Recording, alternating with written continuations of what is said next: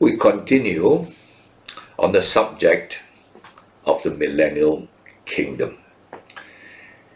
This topic of the millennial kingdom is very controversial. Christians, good people, have different views, and it can be very divisive. So I would encourage you, whatever your view is, and I hope you do have a view, to be humble, not to make it a point of unnecessary division. There are many things in the Bible we can agree to disagree, and don't be disagreeable, all right? Don't be contentious. Contend for the faith graciously, right? Strongly but graciously. But in this matter, humility. All prophecy, humility. Humility, humility. Three principles, okay? There are people who divide on prophecy and they spend their energies fighting one another rather than fighting the Satan and the wicked Babylon out there. Instead of bringing the gospel, they just spend their energy in the church fighting their brothers, okay? Now, there are three views on the millennial kingdom. They are conveniently called pre-millennial, amillennial, and post-millennial. It speaks, when you say pre-millennial, means Christ comes before the millennium.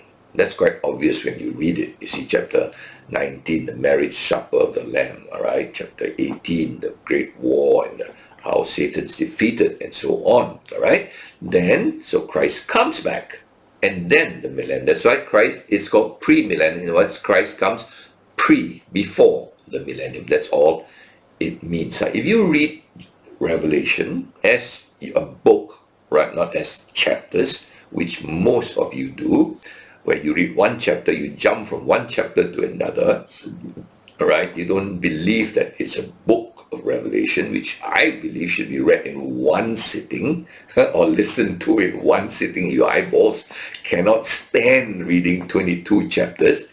I hope your ears can stand hearing 22 chapters, which our ears usually can, all right?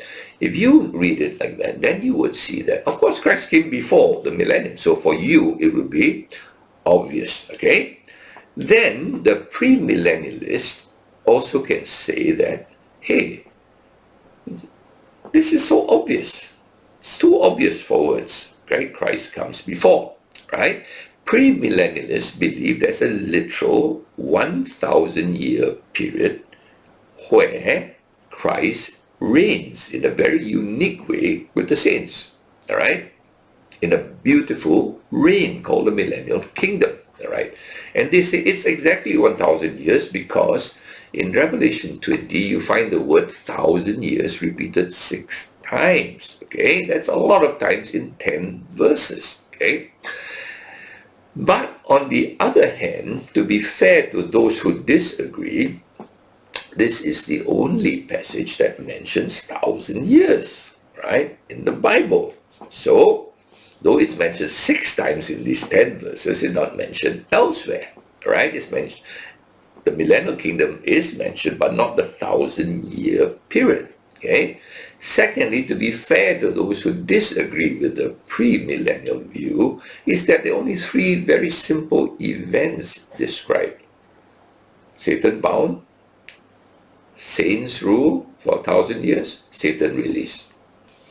Not much else is said. Hey, 10 verses, man. How much you expect to see in 10 verses, right? So they say, it's not a big part of the Bible, okay? So the others would say, all right, this 1,000-year period, the word 1,000 years is figurative. It just means a long period, which is fair. I think it's fair. So one group of this, called amillennialists, they don't believe there ever was a millennium period. There never was a 1,000-year period. It's just figurative. Okay, so what's the view of the amillennialists? All right, they believe that this period described in Revelation 20 is the period between Christ's ascension, He died and rose. So we are in this period now. And then the period between Christ's ascension and Christ's second coming. Okay, Christ will come back. We all agree in that because there are too many verses on Christ's second coming, far more than in his first coming. So if he came the first time, he's definitely going to come the second time. So they say this 1000 just simply describes what we call the church period. All right? So the amillennials say it's not literal, it's figurative, right? And that we reign now, Christ reigns through the church. Now, you have to imagine that. Now, if you're a Catholic, Roman Catholic Church would like this view because, in effect, the Roman Catholic Church did reign on this earth, at least the Western world, for a long period of time through the Pope. The Pope had power over the kings of Europe, all right?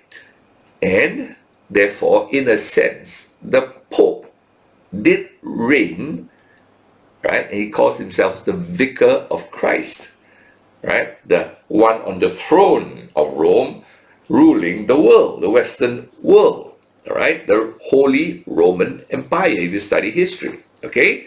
So for the Catholic Church, this is the view. There's no such thing as another time when Jesus would come and reign with the saints. Now, we already have the Pope sitting up there ruling the world. Up to today, Vatican still claims political power, right? Just for the interest, right? Vatican is a state with political power. They have ambassadors just like countries have ambassadors, okay? So the amillennial one is taken by the Roman Catholic Church quite happily, right? Now, what about the post-millennial people? The post-millennial belief, this is the same. It's exactly the same as the amillennials. It's not literal 1,000 years. We are in that period now, just as the amillennials believe, the post-millennials also believe this, right? That this is the period. The only difference is the post-millennials believe that right at the end, before Christ's second coming, there'll be a great revival. People will preach the gospel, many will get saved, Jews will get saved, etc.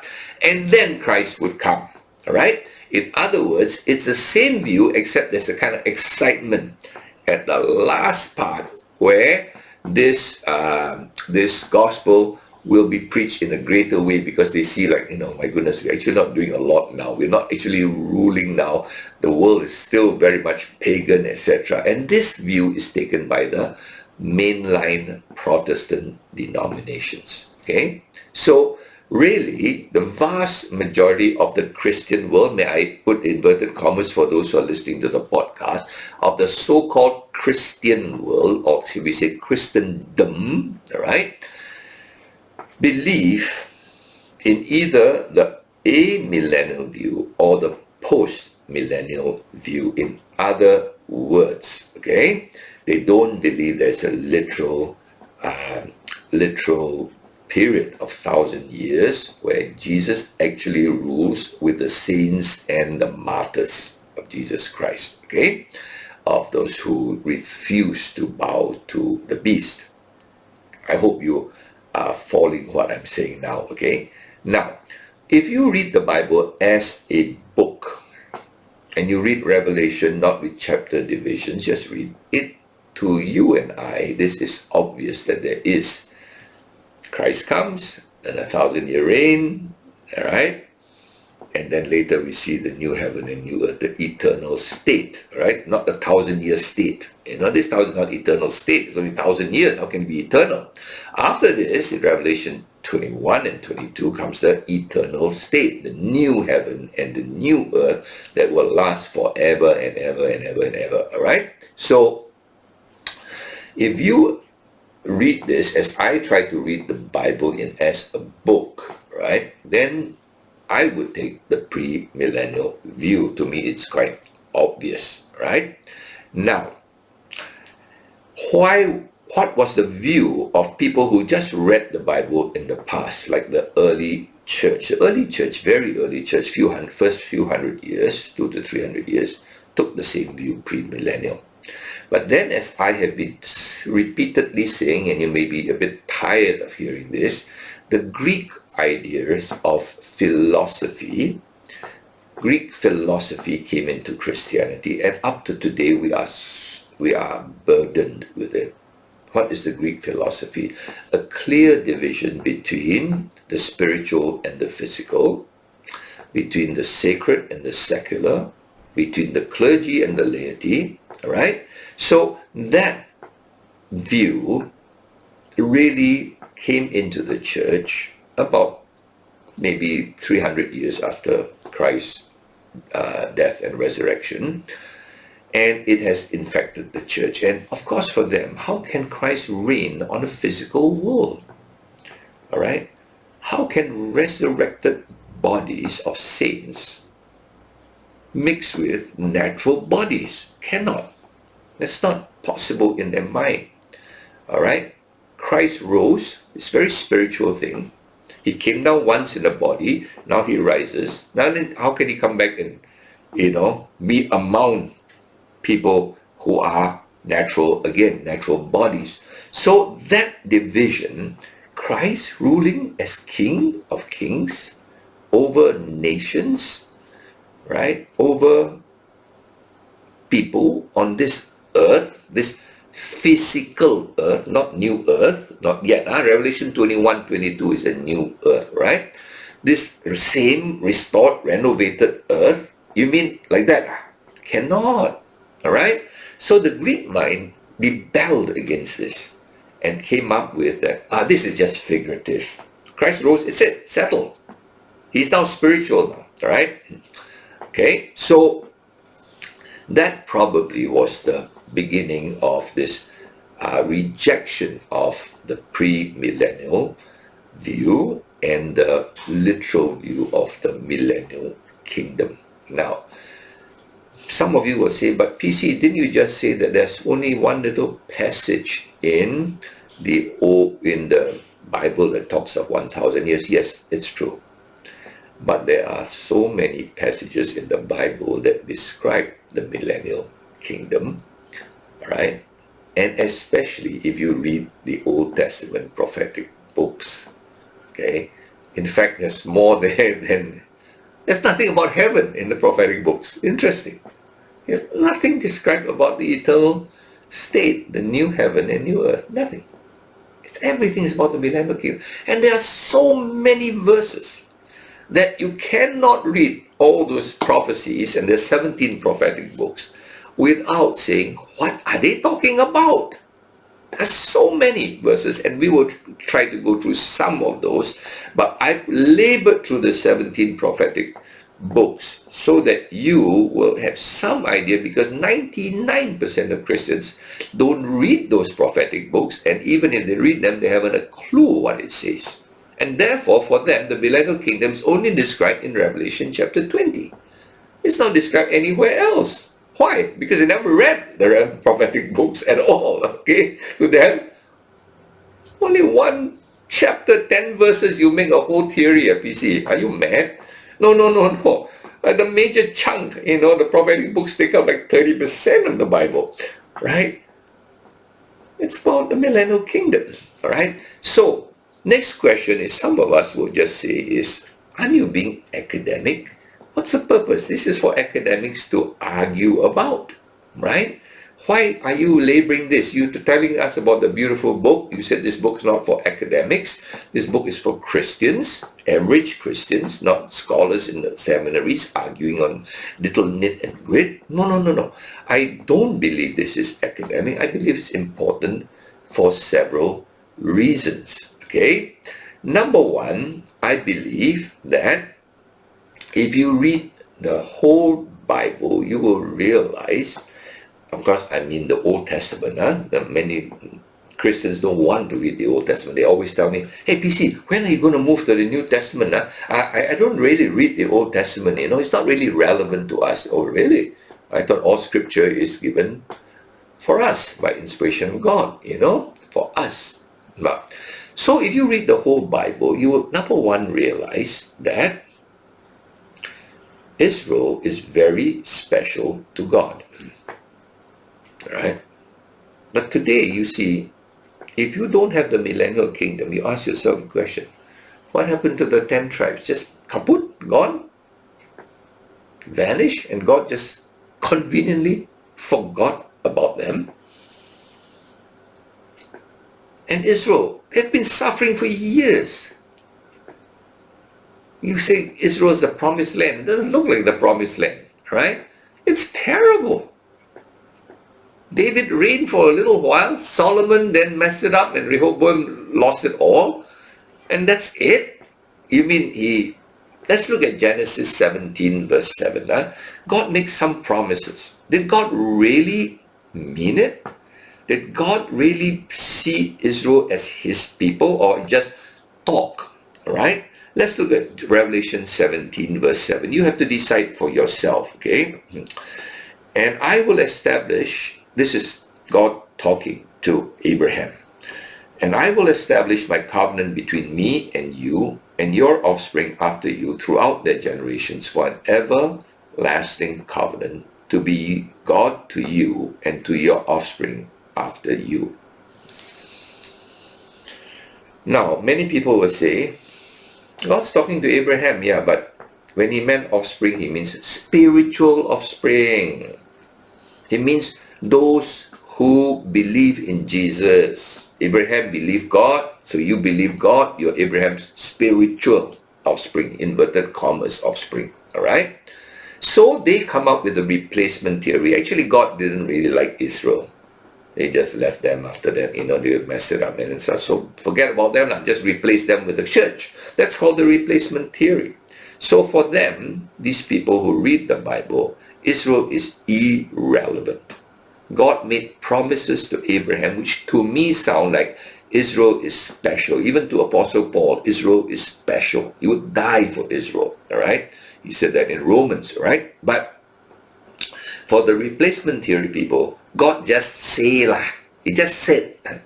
But actually, since they're naughty, he just forgets about them. No, it's an everlasting covenant, right? Then we see maybe Deuteronomy 14 verse 2. Let's just go. So if you do read the Bible, Old Testament, you do get troubled that if there is no millennial kingdom, then my goodness, Israel really got a bad deal, man. If God chooses me, I got a bad deal. All I did is suffer all my life. And, what's there for me? Right? God just uses me, right? Deuteronomy chapter 1 verse chapter 14 verse 2. Let me just see here, Deuteronomy.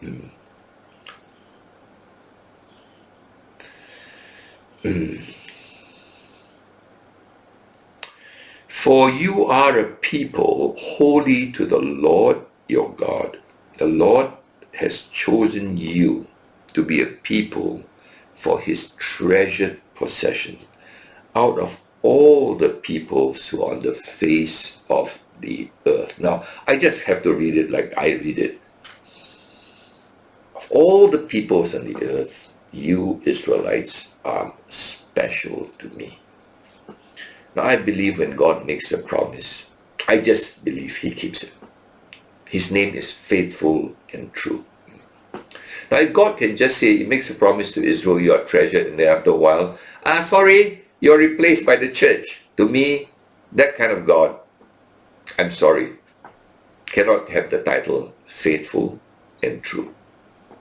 So when people conveniently replace Israel and say, it's just the saints that matter now. The church has replaced Israel. I cannot accept it. I'm sorry. All right? Number 2, Israel was told they would own that promised land. Okay?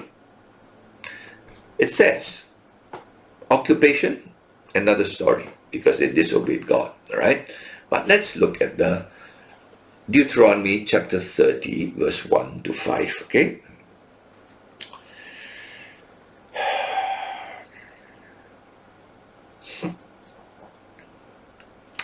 Just listen to the words. And when all these things come upon you, the blessing and the curse which I have set before you, and you call them to mind among all the nations where the Lord your God has driven you, and return to the Lord your God, you and your children, and obey his voice in all that I command you today with all your heart, with all your soul, then the Lord your God will restore your fortunes, have mercy on you, and he will gather you again from all the peoples where the Lord your God has scattered you. If your outcasts are in the uttermost parts of heaven, from there the Lord your God will gather you, and from there he will take you, and the Lord your God will bring you into the land that your fathers possessed, that you may possess it, and he will make you more prosperous and numerous than your fathers. Now, they are scattered. They have been scattered. All right? God said, I will gather you wherever you are. People say you lost track. No, no, no. From the uttermost part of the world, I will find you and bring you back to the land. Right? Now, has that happened? Or is it now? Oh, sorry. I told you it's Israel, right? Now it's the church. Change, change. You know? That sounds more like Satan to me, the deceiver. That's not my God. My God will gather Israel again.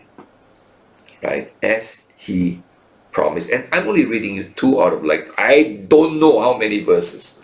I tried to count, but it's not countable. Too many. His promises to Israel. Right? So you want to replace Israel just like that? Flick of your thoughts. Right?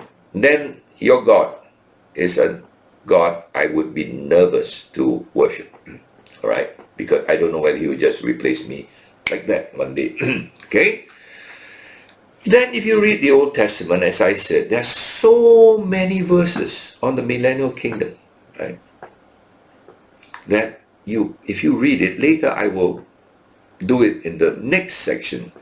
And they just describe things that you have to see in the millennial kingdom. There's no other way to see it. And all those verses, literally hundreds of them, describing the millennial kingdom, right? Christ coming as king, conquering, sitting on the throne of David, ruling the nations, right? It has to be the millennial kingdom. Now, when Jesus came the first time, listen to me carefully on this, right? Many of you are not even aware of this, right? When Jesus came the first time, why did the Jews reject him? I mean, they saw his miracles. He saw his life for 3 years. Amazing miracles. He raised the dead. He fed thousands. He stilled the storms. Why did the Jews reject him?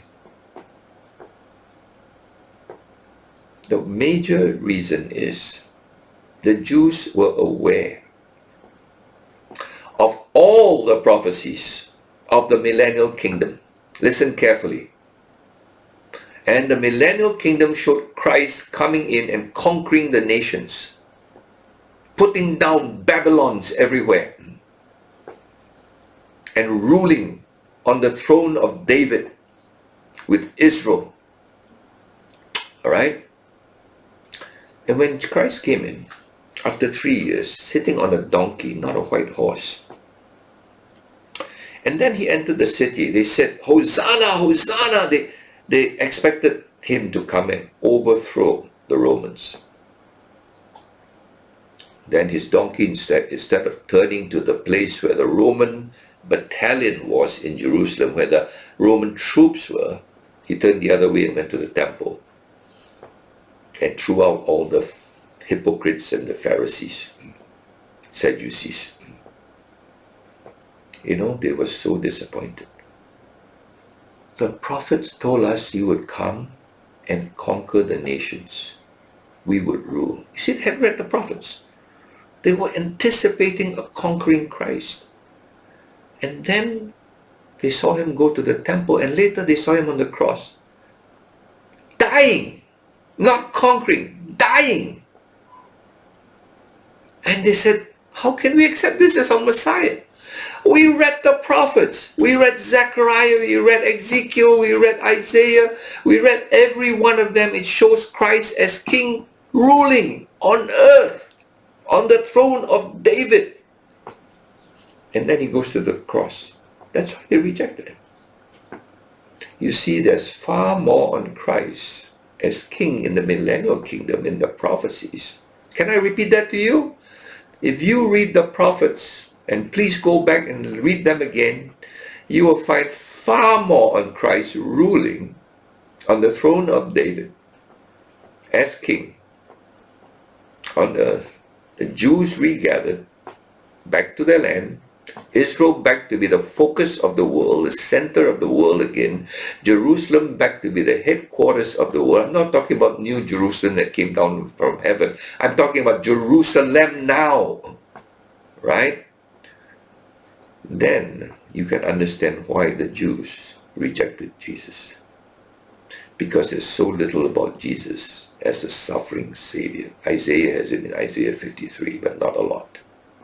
And they completely were overwhelmed with the millennial kingdom view of Jesus. Right? They didn't realize the best way to conquer the world is not military power, it's love. God's way of conquering the world. Jesus conquered the world by dying for us. That's God's way. God is holy. Holy means separate, different from all of us. God is love. God is love.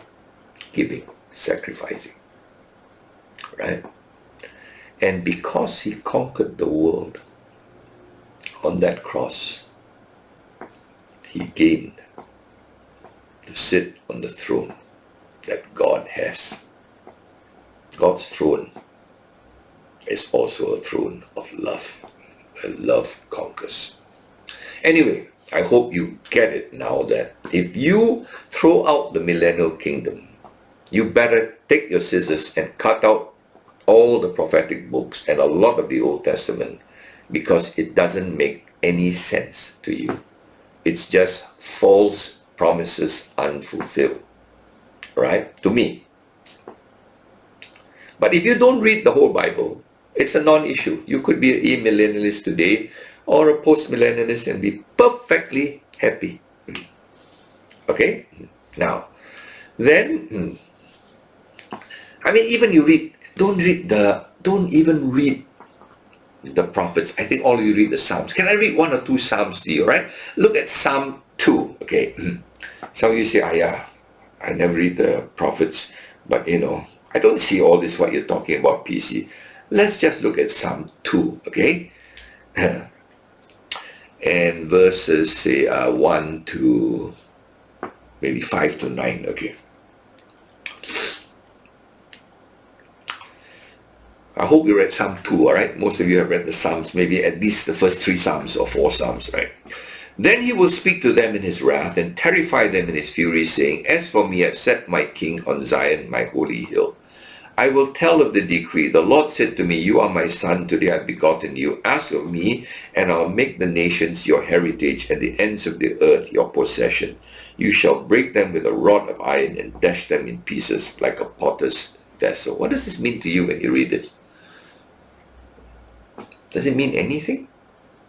Right? If you don't have the millennial kingdom, Psalm 2 is poetry. All right? Let's read Psalm 72. Maybe you do read the Psalms, and let's read Psalm 72. I think most Christians do read the Psalms because you can read it in one piece, right? And that's very convenient for us. We don't like to read the Bible as a book, right? Psalm 72, verse 7 to 11. In his days may the righteous flourish and peace abound till the moon be no more. May he have dominion from sea to sea and from the river to the ends of the earth. May desert tribes bow down before him and his enemies lick the dust. May the kings of Tarshish and of the coastlands render him tribute. May the kings of Sheba and Seba bring gifts. May all kings fall down before him. All nations serve him. What does this mean to you? In heaven, you just sit there, you play your harp. What's all this? Where is this happening? Right? Now, if you do read even the Psalms, and you don't have the millennial kingdom view, then you begin to wonder, is this beautiful poetry, religious poetry, with a few nuggets I can pick out of Psalms, the rest don't make a lot of sense to me? Maybe that's how you read it. And lastly, I say, why it's important is because what we believe affects our behavior. Right? If I believe that I'm just going to go to heaven and sit on a cloud, be a bit obese, and play my harp, then I don't need to prepare anything for heaven. Just get saved by the skin of my teeth. Just trust Jesus. Live my own life now.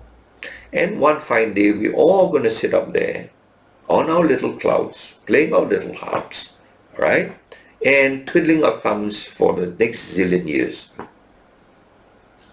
That's how most Christians think. That's their view. They don't have a view of heaven. They don't have a view of millennial kingdom. So, prepare what? Prepare, I got a passport now. I have Jesus in my heart. That's all. That's all the preparation I need, you silly fellow. Don't make me, waste my time on this earth preparing for sitting on a cloud. Right? So it affects our behavior. But if you know one day, right, you will reign with Christ, right, on earth. May I repeat that? Not new earth, not the new earth, earth, right, in the millennial kingdom, okay, and you will rule over people, real people, right? Then you have to prepare for life. 1,000 years. Most of us prepare like crazy for a work life of about 40 years, 30 years. 1,000 years, you don't want to prepare? All right. Let's look at Luke 19, verse 17 to 19, all right? Christianity today, what a delusion. 19. Verse 17.